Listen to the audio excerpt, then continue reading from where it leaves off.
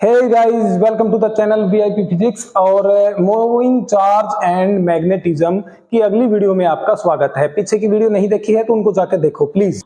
देखो बच्चों, अगला टॉपिक है हमारा मूविंग कॉइल गैल्वेनोमीटर। बहुत इंपॉर्टेंट टॉपिक है और अक्सर 2 या 3 में जो है ना कॉन्सेप्चुअल इसके बारे में पूछ लेते हैं। तो मूविंग कॉइल गैल्वेनोमीटर क्या होता है, सबसे पहले इसकी डेफिनेशन देखते हैं। Moving coil galvanometer it is an instrument used for deflection and measurement of the small current. ठीक है, जैसे एमीटर होता है वो तो हमें एग्जैक्टली किसी भी करंट की वैल्यू बता देता है, लेकिन अगर बात करें मूविंग कॉइल गैल्वेनोमीटर की तो मूविंग कॉइल गैल्वेनोमीटर हमें डिफ्लेक्शन शो करता है। ये बीच में 0 होता है और इधर 1 2 3 और 1 2 3, इस प्रकार हम इससे डिफ्लेक्शन के बारे में पता कर सकते हैं। अब इसका देखो डायग्राम एक बार ढंग से देखते हैं। ये 2 मैग्नेट होती है, एक अलग टाइप की मैग्नेट होती है। जैसे मैग्नेट में मैग्नेटिक फील्ड जो होता है वो तो बिल्कुल ऐसे परपेंडिकुलर ही निकलता है, लेकिन क्या हो कि यदि हम इस टाइप की मैग्नेट ले लें तो इसमें इस वाले पर्टिकुलर एरिया की बात करें तो मैग्नेटिक फील्ड ऐसे निकलेगा, यहां पर बात करें तो ऐसे निकलेगा, यहां बात करें तो ऐसे, और इस प्रकार से ये एक रेडियल मैग्नेटिक फील्ड हो जाता है। जो इसी प्रकार इस डायरेक्शन के अंदर बात करें तो ऐसे हो जाएगा। ठीक है, तो रेडियल मैग्नेटिक फील्ड होता है। ये ऐसा इसलिए किया जाता है कि हम जो टॉर्क जो हमने निकाला था उसमें थीटा की वैल्यू को मैक्सिमम किया जा सके। ठीक है, अब हमने क्या किया, एक सॉफ्ट आयरन की कोर ले ली। सॉफ्ट आयरन किसकी ले ली बच्चे? Soft iron. एक ये सिलिंड्रिकल होता है, जैसे मान लीजिए ये सिलिंड्रिकल है इस टाइप से, ये सिलिंड्रिकल हो गया, इसके ऊपर हमने वायर को लपेट दिया। ठीक है, और उसके नंबर ऑफ जो टर्न थे वो मान लीजिए n है, तो इसके ऊपर हमने ये एक रेक्टेंगुलर कॉइल बन गई मेरे पास, और इसमें एक थोड़ा सा स्प्रिंग का भी रोल होता है। इसमें एक्चुअल में टॉर्क जनरेट होता है। जैसे मान लीजिए रबड़ है या रस्सी है, रस्सी पे जब आप बल लगाते हो तो उसको जैसे आप बल लगाओगे तो वो वापस इस तरफ खींचना स्टार्ट हो जाएगी, उसको टॉर्जनल टॉर्क बोलते हैं। उसके बारे में भी थोड़ा सा डिस्कस करेंगे आगे। तो फिलहाल ये डायग्राम आप अच्छे तरीके से समझ गए। ये एक यहाँ पर पॉइंटर होता है जो हमें डिफ्लेक्शन शो करता है, 0 आ रहा है, 1 है या 2 है, या इस डायरेक्शन में 1 और 2 है। ठीक है, तो ये इसका डायग्राम था। अब बात करते हैं इसके प्रिंसिपल की। देखो प्रिंसिपल क्या होता है, it is based on the fact that when the current carrying coil is placed in the magnetic field then it experience A torque. Torque के बारे में हम ऑलरेडी डिस्कस कर चुके हैं। टॉर्क की वैल्यू मेरे पास होती है NIAB sin थीटा। अब हमने क्या कहा था कि रेडियल मैग्नेटिक फील्ड है, इसकी वजह से sin थीटा हमें कितना लेना पड़ेगा, मैक्सिमम 1 लेना पड़ेगा, क्योंकि थीटा की वैल्यू कितनी होगी, 90 होगी। तो यहां से टॉर्क की वैल्यू मेरे पास कितनी आ गई, NIA इंटू में B। ये सारी चीजें हम ऑलरेडी वीडियो में डिस्कस कर चुके हैं। अब इसके आगे देखो वर्किंग देखते हैं। इसकी वर्किंग क्या कहती है कि अब जैसे ही हमने टॉर्क की वैल्यू फाइंड आउट करी, टॉर्क की वैल्यू देखो, साइन थीटा की वैल्यू कितनी होगी थी मेरे पास, 1 होगी थी, क्योंकि थीटा मैक्सिमम 90 डिग्री था। ठीक है, तो साइन थीटा की मैक्सिमम वैल्यू 1 ले ली, तो मेरे पास टॉर्क की वैल्यू कितनी होगी, NIA इंटू में B। लेकिन मैंने अभी जस्ट आपको एक बात बताया कि जो हमने स्प्रिंग लगा रखी थी उसका रोल मैं समझाने की कोशिश कर रहा हूं। वो स्प्रिंग जैसे ही ऐसे घूमेगी, घूमने के बाद जब हम उसको छोड़ेंगे, छोड़ने के बाद वो दोबारा अपनी डायरेक्शन में आ जाएगी। या एक आप रबड़ लेना, उस रबड़ को आप ऐसे उसके ऊपर बल लगाना, और जैसे ही वो घूम जाएगा फिर आप उसको छोड़ोगे ना तो वो वापस अपनी डायरेक्शन के अंदर सेम बिल्कुल सीधा आ जाएगा। वहां पर एक टॉर्क काम करता है जिसको हम बोलते हैं टॉर्जनल। ठीक है, तो the spring provided A counter torque, और उस टॉर्क की वैल्यू होती है मेरे पास K इंटू में फाई। अब यहां पर K क्या है, K यहां पर एक कांस्टेंट है।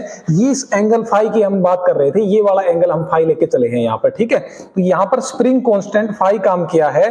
अब टॉर्क की वैल्यू 2 आ गई मेरे पास। इक्वेशन नंबर 1 से तो कितनी आई थी value, tau is equal to N into IAB, और टाउ इज इक्वल टू क्या होगा, K इंटू में फाई। तो यहाँ पर K क्या था, K is the torsional constant of spring, और इसको हम एक नाम और दे सकते हैं, रिस्टोरिंग टॉर्क। रिस्टोरिंग का मतलब जो अपने आप को रिस्टोर कर रहा है, वापस घूम के दोबारा उसी पोजीशन में आ रहा है। रिस्टोरिंग टॉर्क पर यूनिट ट्विस्ट, एक ट्विस्ट के अंदर।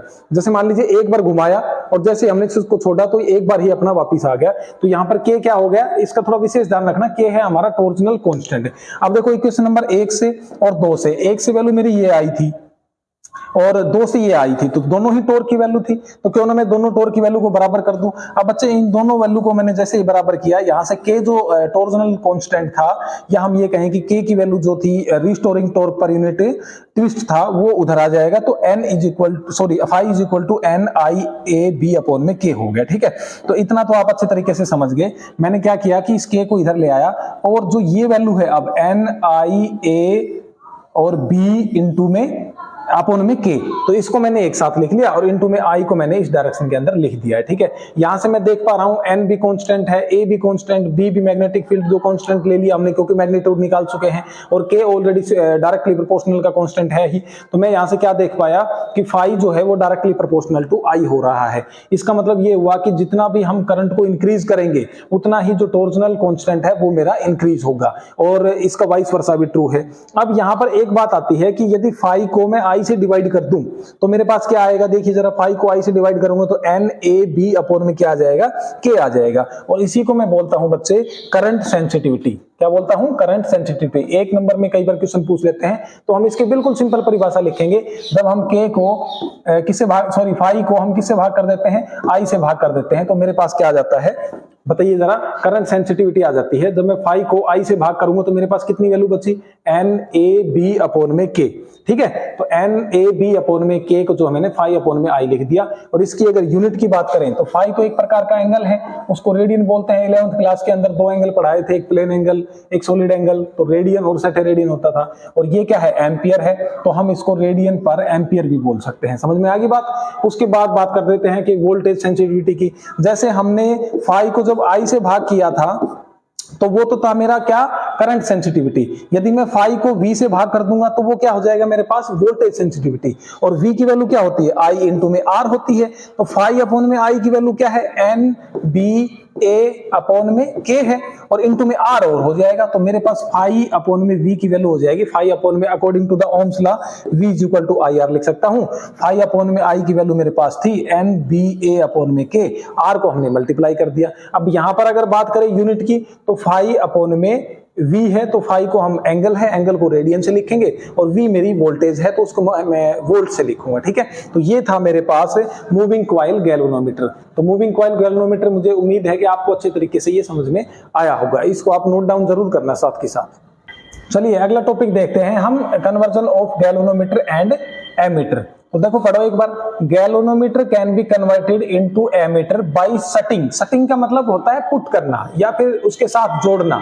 Bye shunting it with a very small resistance. Basically हुआ क्या कि एक वायर था जिसमें से आई करंट पास हो रही थी और उसमें एक गैल्वेनोमीटर जोड़ दिया। उस गैल्वेनोमीटर का रेजिस्टेंस कितना था, हमारे पास जी था।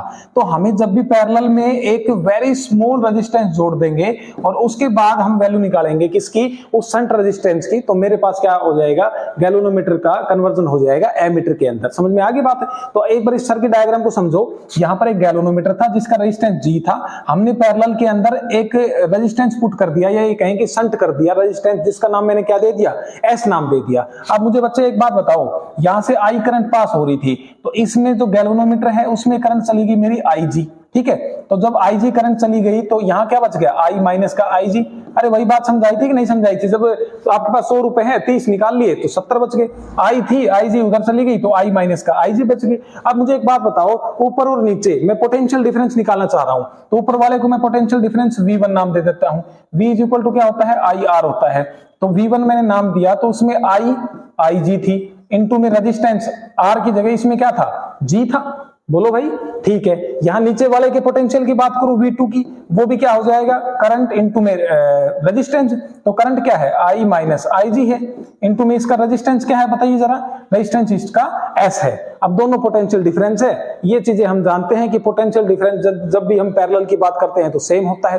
तो इन पोटेंशियल डिफरेंस को सेम कर दो, V1 is equal to V2, यहां से IG इंटू में G is equal to I minus I G into में क्या आ जाएगा, S आ जाएगा। और जब हम यहां से S की वैल्यू निकालेंगे तो I माइनस आई जी इसके डिवाइड में आ जाएगा, तो IG इंटू में G अपॉन में I माइनस आई जी, ये मेरे पास शंट रेजिस्टेंस की वैल्यू हो जाएगी। ठीक है, तो जब भी हम गैल्वेनोमीटर से एमीटर में कन्वर्ट करेंगे तो वो जो शंट रेजिस्टेंस है उसका रेजिस्टेंस हमारा कितना आएगा, आई जी इंटू में जी अपॉन में आई माइनस का आई जी। अब दोबारा देखो, conversion of galvanometer to voltmeter. बच्चे ध्यान रखना, जब भी कन्वर्जन किया जाए गैल्वेनोमीटर से एमीटर में तो हम एक शंट रेजिस्टेंस को किस में जोड़ देंगे, पैरेलल में जोड़ देंगे। लेकिन जब भी बात की जाए गैल्वेनोमीटर से वोल्टमीटर में तो हम एक रेजिस्टेंस जोड़ेंगे, लेकिन उसको किस में जोड़ेंगे, सीरीज में जोड़ेंगे, और उसकी वैल्यू हम फाइंड आउट करेंगे। बिल्कुल उसी की तरह है। देखिए जरा, यहां से आई जी करंट हमारी हमारी पास हो रही थी, IG करंट पास हो रही थी, तो करंट तो सेम ही रहेगी जब सीरीज में जोड़ा है। तो इसका रेजिस्टेंस कितना था, G था, और एक रेजिस्टेंस जो हमने जोड़ा उसको R। देखो इसको पढ़ो एक बार, galvanometer can be converted into the voltmeter by connecting with it a very high resistance. इसमें तो जो रेजिस्टेंस जोड़ा था वो बहुत लो था, वेरी लो, देखो ये लिख भी रखा है, वेरी स्मॉल रेजिस्टेंस था, और इसमें एक हाई रेजिस्टेंस। तो यहाँ रेजिस्टेंस की वैल्यू निकाल ली, अब यहाँ पर रेजिस्टेंस की वैल्यू और फाइंड आउट करते हैं। तो बताइए जरा, V इज इक्वल टू क्या होता है, I इंटू में R होता है। तो यहां से V की वैल्यू, I कितनी करंट है, IG है, I कितनी है, IG इंटू में रेजिस्टेंस। अब देखो गैल्वेनोमीटर का रेजिस्टेंस G था, और एक रेजिस्टेंस R जो हाई रेजिस्टेंस था वो हमने यहां पर जोड़ा कितना, R। तो मेरे पास जो सीरीज में रेजिस्टेंस की वैल्यू क्या आएगी, G प्लस का R। तो मैंने यहां पर क्या कर दिया बच्चे, G प्लस का क्या कर दिया, R कर दिया। जब हम इसको सोल्व करेंगे, मैं कुछ भी नहीं करना चाह रहा, जहां पर मैंने शंट रेजिस्टेंस जोड़ा था इसकी वैल्यू फाइंड आउट करी थी, यहां मैं R की वैल्यू फाइंड आउट करना चाह रहा हूं। तो यहां से जब मैं R की वैल्यू फाइंड आउट करूंगा तो मेरे पास इसको मैं इसको तोड़ के लिख दूंगा, IG इंटू में G प्लस का IG इंटू में क्या हो जाएगा बच्चे, R हो जाएगा। अब इस वाले टर्म में R फाइंड आउट करना चाह रहे हैं, इसको आप इधर ले आओ, V माइनस IG इंटू में G और is equal to IG into में R। IG को दोनों को डिवाइड कर दो, यहां पर IG हो गया और यहां पर भी कितना हो गया, IG हो गया। IG से IG कैंसिल आउट कर देंगे, R की वैल्यू आप सभी के सामने प्रस्तुत है, V अपॉन में IG और माइनस का G, और यही तो बच्चे हमें फाइंड आउट करना था। तो ये दोनों वैल्यू आप याद रखना। अब इनसे आप डिफरेंशिएट भी कर सकते हो कि जब भी गैल्वेनोमीटर से एमीटर में करना है तो पैरेलल में जोड़ना पड़ेगा, जब भी गैल्वेनोमीटर से वोल्टमीटर में करना है तो सीरीज में जोड़ना पड़ेगा। यहाँ पर जो रेजिस्टेंस होता है वो बहुत ज्यादा स्मॉल होता है, यहाँ पर रेजिस्टेंस जो होता है वो बहुत ज्यादा हाई होता है। इसके बारे में हम डिस्कस करेंगे। अब देखो ये 4-5 पॉइंट है, इनको ध्यान से पढ़ लीजिए एक बार। इसके बारे में हम मैक्सिमम चीजें बता भी सके हैं कि जो एमीटर गैल्वेनोमीटर से जब एमीटर में कन्वर्ट किया था तो उसमें रेजिस्टेंस कैसा था, रेजिस्टेंस लो था। इसमें जब कनेक्ट किया था तो इसमें कैसा था, हाई था। ध्यान है ना, इसमें S हमने जोड़ा था और इसमें जो है R की वैल्यू हमने जोड़ी थी। तो जब इसकी बात करें तो इसमें रेजिस्टेंस की वैल्यू क्या आई थी, बताइए जरा।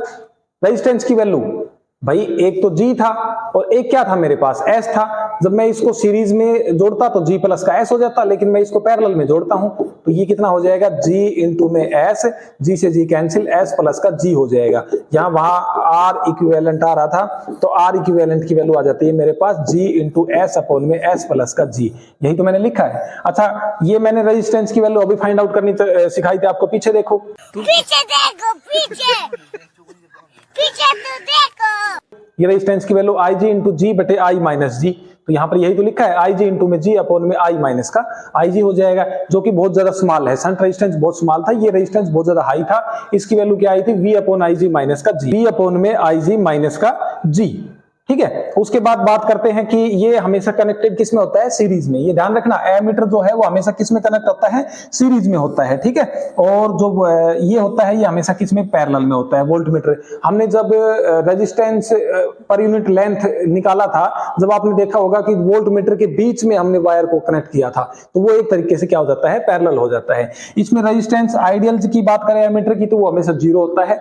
यदि आइडियल वोल्टमीटर की रेजिस्टेंस की बात करें तो वो कितना होता है, से इंफिनिटी होता है। एक और देखो, जो एमीटर के अंदर जो रेजिस्टेंस होता है वो हमेशा कम होगा, किससे, गैल्वेनोमीटर के रेजिस्टेंस से, और यहां पर जो रेजिस्टेंस होता है वो हमेशा ज्यादा होगा वोल्टमीटर के रेजिस्टेंस से।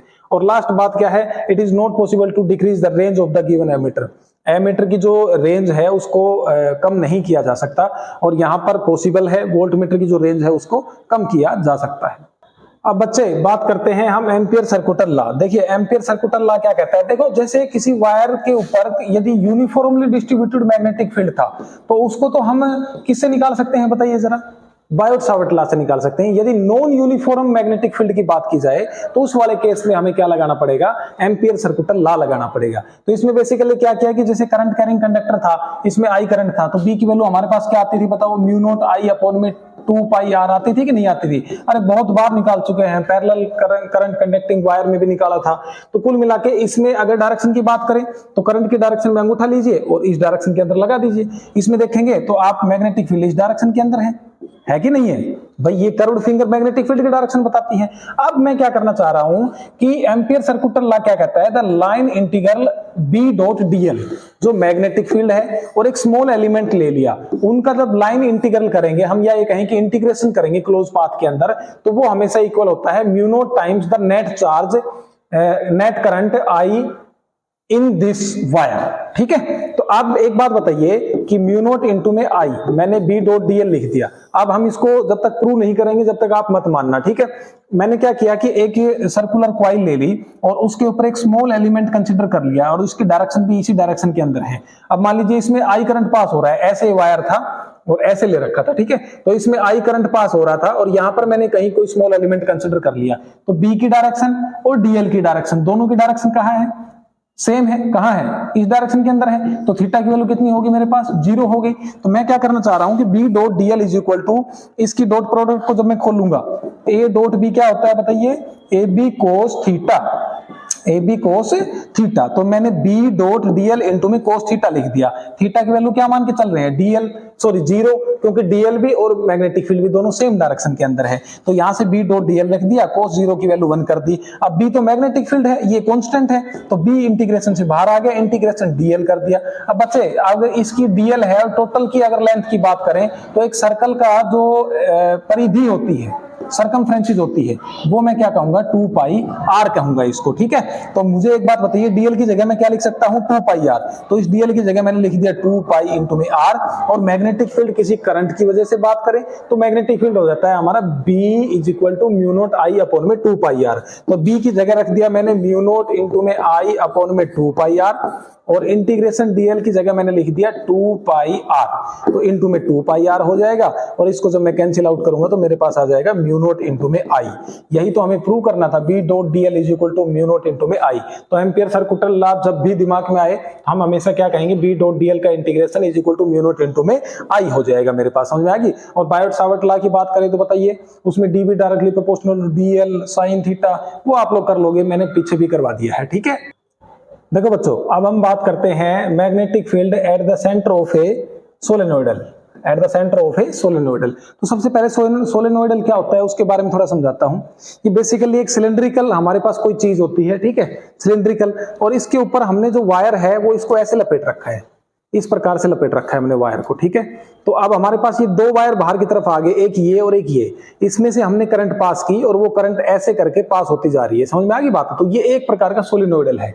तो इसमें हमने क्या किया, इसके अंदर ये वायर था जिसमें से आई करंट पास हुई इस वाले वायर में से, और ये घूमती हुई लास्ट में बाहर आ गई, इसमें से भी आई ही करंट पास हो रहा है। ठीक है, तो ये तो था सोलेनोइडल। अब सोलेनोइडल के बारे में 2-3 चीजें और हम देख लेते हैं।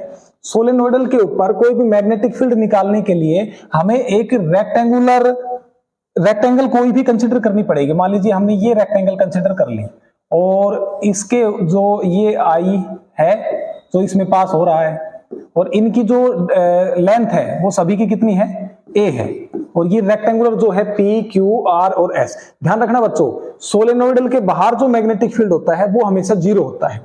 अब according to B dot DL हमने ऐसा क्यों किया, ये रेक्टेंगुलर क्यों कंसीडर की, क्योंकि इस एम्पियर सर्कुलर लॉ लगाने के लिए हम क्या करते हैं, एक क्लोज इंटरवल कंसीडर करके चलते हैं, क्योंकि ये तो क्लोज लूप में लगता है एम्पियर सर्कुलर लॉ।